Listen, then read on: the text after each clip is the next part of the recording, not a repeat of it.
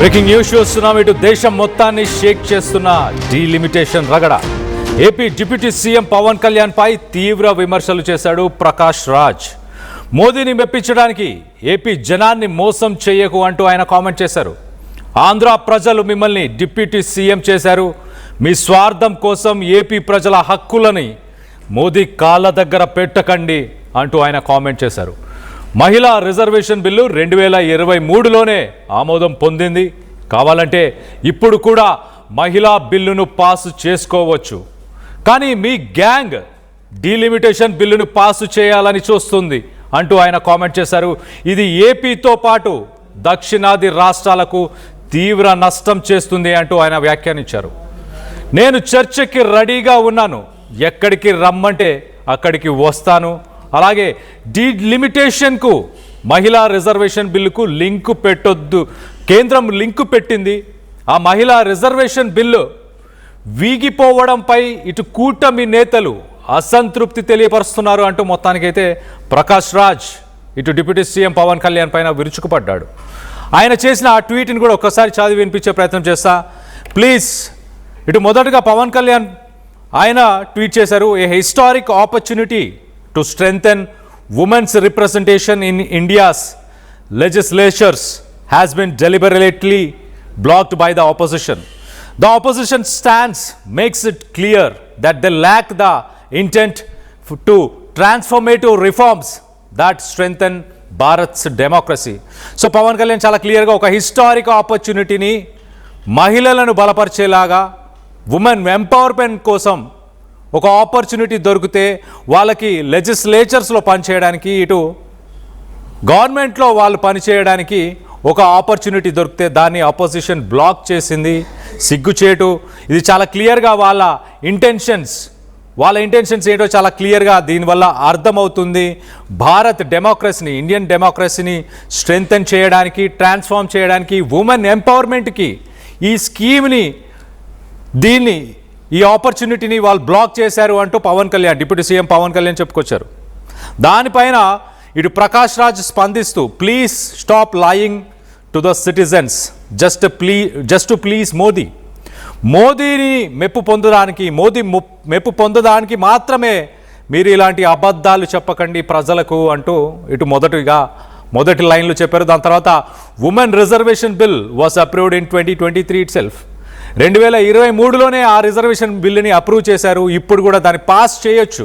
కానీ మీ gang delimitation బిల్లుని దాంతో పాటుగా పాస్ చేయాలని ప్రయత్నం చేశారు కాబట్టి దాన్ని అడ్డుకున్నారు.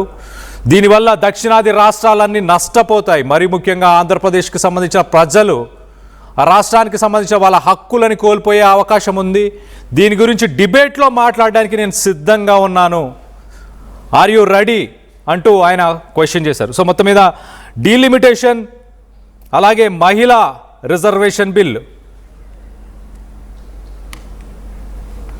ఒక్కసారి దానికి సంబంధించిన ఆ ఓటింగ్ నంబర్స్ని కూడా చూసే ప్రయత్నం చేద్దాం. ఇటు ఎన్డీఏ బలం 293, ఇటు విపక్షాల బలం 234, ఇతరులు 13. ప్రస్తుత ఎంపీలు 540. 2/3 మెజారిటీ కావాలి ఓ బిల్ పాస్ చేయడానికి. అంటే 360 మంది ఓటు వేయాలి. ఆ 360 మంది ఓటు వేయాల్సిన చోట 293 మాత్రమే ఇటు ప్రస్తుతానికి ఎన్డీఏ ప్రభుత్వానికి ఉంది. అవసరమైన సంఖ్య 67కి మిగిలిపోయింది. ఆ 67 మంది సపోర్ట్ చేస్తే కానీ బిల్ పాస్ అవ్వదు అంటూ చెప్పుకొస్తున్నారు. సో మొత్తం మీద దీన్ని వ్యతిరేకించడానికి గల కారణం ఏంటి? ఇటు డీలిమిటేషన్ బిల్, మహిళా రిజర్వేషన్ బిల్లు రెండు ముడిపెట్టి కేంద్ర ప్రభుత్వం ఇలాంటి పనులు చేస్తుంది. దానికి మేము పూర్తిగా వ్యతిరేకిస్తున్నాం అంటూ ఇటు కాంగ్రెస్కి సంబంధించిన నాయకులు చెప్తున్నారు. అలాగే ఇటు ప్రకాష్ రాజ్ కూడా దక్షిణాది రాష్ట్రాలు 5 రాష్ట్రాలకి గాను 24% ప్రస్తుతానికి సీట్ అలొకేషన్, 24% ప్రస్తుతానికి లోక్సభలో సీట్ అలొకేషన్ ఉంది. ఒకవేళ డీలిమిటేషన్ని జతపరిస్తే, దాన్ని అమలు పరిస్తే ఆ 24% కాస్త 19%కి పడిపోయే అవకాశం ఉంది. మరో పక్కన దక్షిణాది రాష్ట్రాల నుంచి, 5 రాష్ట్రాల నుంచి కేంద్రానికి కడుతున్న పన్ను, సెంట్రల్ గవర్నమెంట్కి పే చేస్తున్న రాష్ట్రాలకు సంబంధించిన ట్యాక్సెస్ చూస్తే కనుక దానికి 10 రూపాయలు ఖర్చు చేస్తే వెనకకు వచ్చే డబ్బులు అంతగా ఉండట్లేదు. అంటే కేంద్రానికి డబ్బులు రాష్ట్రాలు ఇస్తున్నాయి, దక్షిణాది రాష్ట్రాలు, కానీ దక్షిణాది రాష్ట్రాలకి కేంద్ర ప్రభుత్వం వెనక్కి డబ్బులు ఇవ్వట్లేదు కాబట్టి ఒకవేళ డీలిమిటేషన్ అమలు పరిస్తే రానున్న రోజుల్లో అడిగే హక్కును కూడా కోల్పోతాము అంటూ ఇటు ప్రకాష్ రాజ్ ఉద్దేశిస్తున్నారు. దీనికి సంబంధించి మరింత డీటెయిల్గా మాట్లాడుకునే ప్రయత్నం చేద్దాం. ఇటు ఏపీ నుంచి మా ఇన్పుట్ ఎడిటర్ కృష్ణమోహన్ అందుబాటులో ఉన్నారు. కృష్ణమోహన్తో మాట్లాడి తెలుసుకునే ప్రయత్నం చేద్దాం. కృష్ణమోహన్, చెప్పండి, ప్రకాష్ రాజ్ ఒక డిబేట్కి రెడీగా ఉన్నానంటున్నారు. దీనిపైన మరి ఇటు పవన్ కళ్యాణ్ ఏమైనా స్పందించారా? ఆయన మాట్లాడిన మాటల్ని ఎలా చూడాలి? నిన్న పార్లమెంట్ లో మహిళా బిల్లు వీగిపోయిన నేపథ్యంలో ఏదైతే పవన్ కళ్యాణ్ ఒక ట్వీట్ చేశారు. ఈ పవన్ కళ్యాణ్ చేసిన ట్వీట్ లో ఒక మంచి అవకాశాన్ని, సువర్ణ అవకాశాన్ని పోగొట్టుకున్న ప్రయత్నం చేశారు. కొందరు చేసిన ఆహారం వల్ల మహిళలకి 50% పోయే అవకాశం ఉంది అనేది ఆయన చేసిన ట్వీట్ సారాంశం. అయితే ఇదే సారాంశం మీద ఇతను చేసిన ట్వీట్ కి ప్రకాష్ రాజ్ చాలా గట్టిగా కౌంటర్ ఇచ్చే ప్రయత్నం అయితే చేశారు. దేశం మొత్తాన్ని ఇప్పుడు ఈ డీలిమిటేషన్ రగడ పెద్ద ఎత్తున జరుగుతుంది. తీవ్ర విమర్శలు ప్రకాష్ రాజ్ అయితే పవన్ కళ్యాణ్ మీద చేశారు. మోడీని మెప్పించడానికి ఏపీ జనాన్ని మోసం చేయబాకు అంటూ ఆయన మాట్లాడిన వ్యాఖ్యలు అయితే ఉన్నాయి. ఆంధ్రప్రదేశ్ మిమ్మల్ని డిప్యూటీ సీఎం చేశారు. మీ స్వార్థం కోసం ఏపీ ప్రజల హక్కుల్ని మోడీ కాళ్ళ దగ్గర పెట్టకండి అంటూ ప్రకాష్ రాజ్ మాట్లాడిన పరిస్థితి. మహిళా రిజర్వేషన్ బిల్లు 2023లోనే ఆమోదం పొందింది. కావాలనుకుంటే ఇప్పుడు కూడా మహిళా బిల్లుని పాస్ చేసుకోవడానికి ఎవ్వరికీ అభ్యంతరం లేదు అనే మాట మీరు గుర్తుపెట్టుకోవాలి. కానీ మీ గ్యాంగ్ ఏదైతే ఉందో మీ గ్యాంగ్ ఈ డీలిమిటేషన్ బిల్లును పాస్ చేయాలని దీని మహిళా బిల్లుని అడ్డం పెట్టుకొని డీలిమిటేషన్ గ్యాంగ్ ని బిల్లుని పాస్ చేయాలని ఒక కుట్రల ప్రయత్నం చేసింది.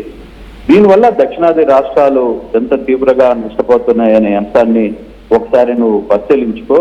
నువ్వు ఒకవేళ చర్చకు పెడతానంటే రా, నేను ఎక్కడికైనా సరే నీకు ఎక్కడికి రమ్మంటే అక్కడికి వస్తా అని చెప్పి ప్రకాష్ రాజ్ చేసిన పరిస్థితి అయితే ఉంది. అంటే నేను జరిగిన ఈ రిజర్వేషన్ బిల్లు వీగిపోవడం నిజంగానే ఇది మోడీ గవర్నమెంట్ 12 ఏళ్లగా ఆయన నిరంతరం జయప్రయాత్ర సాగిస్తున్న మోడీకి నిజంగానే ఇది ఒక షాక్ లాంటిది. ఎక్స్పెక్ట్ చేయలేదు వాళ్ళు కూడా ఇంత స్థాయిలో ఈ బిల్లు వీగిపోతుంది. అయితే ఈ ఆహారం మీద అన్ని పార్టీలు, కాంగ్రెస్ కావచ్చు, డిఎంకే కావచ్చు, టీఎంసీ కావచ్చు, వీళ్ళందరూ కూడా టీఎంసీ కావచ్చు, వీళ్ళందరూ కూడా కలిపి చేసిన ఈ బిల్లులో బిల్లు వ్యవహారం మీద ఓటింగ్ వ్యవహారంలో దీని మీద పవన్ కళ్యాణ్ చేసిన స్పందన ఏదైతే ఉందో ఈ స్పందనకి వీటికి ఆయన నేరుగా పవన్ కళ్యాణ్ ఒకటే చెప్పారు. నీకు అసలుకి మోడీ కాళ్ళ దగ్గర ఉండడం తప్పితే నీకు వేరే ఇష్యూస్ ఏమీ లేవు. అసలుకి దక్షిణాది రాష్ట్రాలు ఏ విధంగా మోసపోతున్నాయి, ఏ విధంగా దెబ్బతింటాయి రాబోయే రోజుల్లో. ఇప్పటికే దేశంలో దక్షిణాది రాష్ట్రాలు సంపాదిస్తున్న భారతదేశానికి ఎంత ఖర్చున్నాయి, భారతదేశానికి సంబంధించి ఎంత పెట్టుబడులు, ఎంత నిధులు వీళ్ళు కేటాయిస్తున్నారు. ఒకసారి బీహార్ ని చూసుకున్నా, మరోసారి ఉత్తరప్రదేశ్ ని చూసుకున్నా వాళ్ళకి కేంద్ర ప్రభుత్వాలు ఇస్తున్న నిధులు ఎంత, వాళ్ళ పర్సంటేజ్ లో మన పర్సంటేజ్ ఎంత. కానీ డబ్బులు, ఖర్చులు, ఆదాయం, కష్టపడే తత్వం అన్ని ఉన్న దక్షిణాది రాష్ట్రాలకు సంబంధించిన వ్యవహారంలో మీరు ఉత్తరాది వ్యవహారాన్ని ఎందుకు దీని మీద గట్టిగా మాట్లాడలేకపోతుంటారంటూ ఆయన చేసిన వ్యాఖ్యలు కొంత సుమారంగా తెలియజేస్తున్నాయి. మొత్తం మీద అయితే దేశం మొత్తానికి మీద ఈ డీలిమిటేషన్ తగ్గడం మాత్రం మరోసారి తెర మీదకి వచ్చిందని చెప్పాలి. Kalyan, right. Krishnamohan, thanks for the latest update. ఒకసారి ఇటు ప్రకాష్ రాజ్ సీఎం చంద్రబాబు నాయుడిని కూడా ఉద్దేశించి మాట్లాడారు. ఒకసారి ఆ ట్వీట్ కూడా చూసే ప్రయత్నం చేద్దాం. సో మొత్తం మీద ఇటు డిప్యూటీ సీఎం పవన్ కళ్యాణ్ అలాగే సీఎం చంద్రబాబు నాయుడిని కూడా ఉద్దేశించి ఆయన the nation will remember that you are lying sir, మీరు అబద్ధం చెప్తున్నారని ఇటు దేశం గుర్తుపెట్టుకుంటుంది అంటూ కూడా ఆయన మాట్లాడారు. ఇటు సీఎం చంద్రబాబు నాయుడు ఆయన కూడా by blocking women's reservation bill, Congress lead opposition, Congress పార్టీకి సంబంధించిన వాళ్ళు ఉమెన్స్ రిజర్వేషన్ బిల్లుని అడ్డుకుంటున్నారు. ఒక హిస్టారిక్ స్టెప్ అలాగే ఉమెన్స్ ఎంపవర్మెంట్కి సంబంధించి వాళ్ళు అడ్డుకుంటున్నారు అంటూ ఇటు సీఎం చంద్రబాబు నాయుడు చేసిన ట్వీట్ పైన ఇటు ప్రకాష్ రాజ్ మీరు అబద్ధం ఆడుతున్నారని దేశం గుర్తుపెట్టుకుంటుందని చెప్పుకొచ్చే ప్రయత్నం చేస్తారు. మొత్తానికి అసలు డీలిమిటేషన్ ఇష్యూ ఏంటి మనం చూస్తే 1970లో ఇండియన్ గవర్నమెంట్ అప్పుడున్న ప్రభుత్వం ఫ్యామిలీ ప్లానింగ్కి పుష్ చేసింది. అంటే పుట్టే పిల్లలని నియంత్రణ చేయాలి అంటూ. అంటే అంతకుముందు మనం చూస్తే ఇండిపెండెన్స్ వచ్చిన తర్వాత కొంత ఫెమైన్, అప్పుడున్న పరిస్థితులు, ఇటు బ్రిటిషర్స్ మనని పీల్చి పిప్పి చేసిన తర్వాత అప్పుడున్న పరిస్థితులకి, ఇటు ఎన్నో రకాల కారణాల వల్ల, హెల్త్ ఇష్యూస్ వల్ల పిల్లలు చనిపోతుండేవాళ్ళు, వాళ్ళకి తగిన ఆహారం అందక చనిపోతుండేవారు. దానివల్ల ముందు జనరేషన్స్ అంటే 1947 తర్వాత మనం చూసే కనుక ఇండిపెండెన్స్ తర్వాత ఉన్న జనరేషన్స్ ఎక్కువ మంది పిల్లల్ని కానేవాళ్ళు. మన తాత ముత్తాతలు ముందు జనరేషన్స్ చూస్తే ప్రతి ఇంట్లో 5, 6, 7. దాని తర్వాత గవర్నమెంట్ 1970sలో దీన్ని నియంత్రించాలి, కొంత కంట్రోల్ చేయాలి అన్న ఉద్దేశంతో 1970sలో ఫ్యామిలీ ప్లానింగ్ని పుష్ చేసే ప్రయత్నం చేసింది. 1970sలో ఇటు దక్షిణాది రాష్ట్రాలు వీటన్నిటిని ఫాలో చేశాయి, ఆ ఫ్యామిలీ ప్లానింగ్ని ఫాలో చేశాయి. అదొక సక్సెస్ క్యాంపెయిన్ అయింది దక్షిణాది రాష్ట్రాల్లో. కానీ ఉత్తరాది రాష్ట్రాలలో, నార్థన్ స్టేట్స్లో దీన్ని ఫాలో చేయలేదు. అక్కడ పాపులేషన్ పెరిగిపోయింది. ఆర్టికల్ 82 కాన్స్టిట్యూషన్, ఇండియన్ కాన్స్టిట్యూషన్కి సంబంధించిన ఆర్టికల్ 82 ప్రకారం చాలా క్లియర్గా ప్రతి లోక్సభ సీటు కానీ అసెంబ్లీ సీట్లు కానీ వీటికి సంబంధించి ఎప్పటికప్పుడు అక్కడున్న పాపులేషన్ని బట్టి ఆ డీలిమిటేషన్ని చేయాలి అంటూ ఇటు ఇండియన్ కాన్స్టిట్యూషన్, భారత రాజ్యాంగం చెప్పుకొస్తుంది. కానీ ఇప్పుడున్న సిచ్యువేషన్ ఏంటంటే ఇటు ఉత్తరాది రాష్ట్రాలలో 1970sలో ఫ్యామిలీ ప్లానింగ్ని ఉత్తరాది రాష్ట్రాలు పట్టించుకోలేదు, అంతగా సక్సెస్ఫుల్గా ఆ క్యాంపెయిన్ రన్ అవ్వలేదు. దక్షిణాది రాష్ట్రాల్లో ఆ క్యాంపెయిన్ రన్ అయింది కాబట్టి ఇక్కడ పాపులేషన్ తగ్గింది. కానీ ఉత్తరాది రాష్ట్రాలు కనుక ఇప్పుడు డీలిమిటేషన్ తర్వాత సీట్లను పెంచితే అక్కడ సీట్స్ అధిక మోతాదులో ఉండే అవకాశం ఉంటుంది.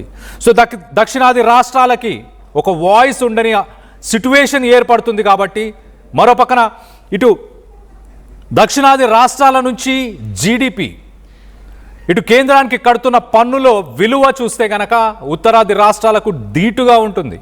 అయినా కూడా కేంద్ర ప్రభుత్వం నుంచి రిటర్న్లో సదర్న్ స్టేట్స్కి వస్తున్న ఫండ్స్ మాత్రం తక్కువగా ఉన్నాయంటే ఆల్రెడీ క్వశ్చన్స్ నడుస్తున్నాయి. ఆల్రెడీ చాలామంది క్వశ్చన్ చేస్తున్నారు. అదే పాయింట్ని ఇక్కడ ప్రకాష్ రాజ్ మాట్లాడే ప్రయత్నం చేశారు.